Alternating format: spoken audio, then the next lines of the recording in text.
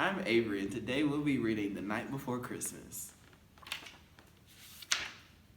'Twas the night before Christmas, when all through the house not a creature were stirring, not even a mouse. The stockings were hung by the chimney with care, in hopes St. Nicholas would soon be there. The children were all nestled, all snug in their beds, while visions of sugar plums danced in their heads. And Mama in her kerchief, and I in my cap, had just settled down for a long winter's nap, when out on the lawn there rose such a clatter. I sprang from my bed to see what was the matter. Away to the window I flew like a flash, tore open the shutters, and I threw up the sash.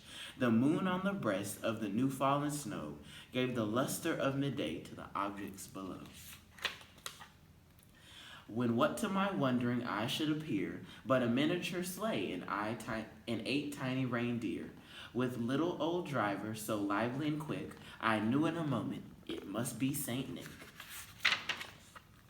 More rapid than eagles his coursers they came, and he whistled and shouted and called them by name. Now Dasher, now Dancer, now Prancer and Vixen, on Comet, on Cupid, on Donder and Blitzen, to the top of the porch, to the top of the wall. Now dash away, dash away, dash away all. As dry leaves that before the wild hurricane fly, when they meet with an obstacle, mount to the sky. So up to the housetop the coursers they flew, with a sleigh full of toys, and St. Nicholas too. And then in a twinkling I heard on the roof the prancing and pawing of each little hoof. As I drew in my head and was turning around, down the chimney St. Nicholas came with a bow. He was dressed all in fur from his head to his foot, and his clothes were all tarnished in ashes and soot.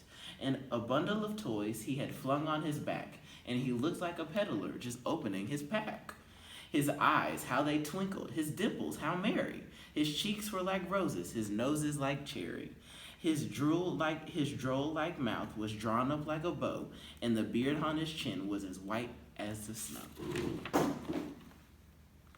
The stump of his pipe he held tight in his teeth, and the smoke encircled his head like a wreath. He had a broad face and a little round belly that shook when he laughed like a bowl full of jelly. He was chubby and plump, a right jolly old elf, and I laughed when I saw him in spite of myself. A wink of his eye and a twist of his head soon gave me to know I had nothing to dread. He spoke not a word, but went straight to his work, and filled all the stockings, then turned with a jerk.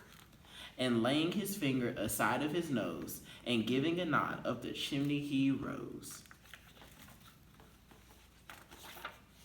He sprang to his sleigh, to his team gave a whistle, and away they flew like the down of a thistle. But I heard him exclaim as he drove out of sight, "Happy Christmas to all, and to all a good night."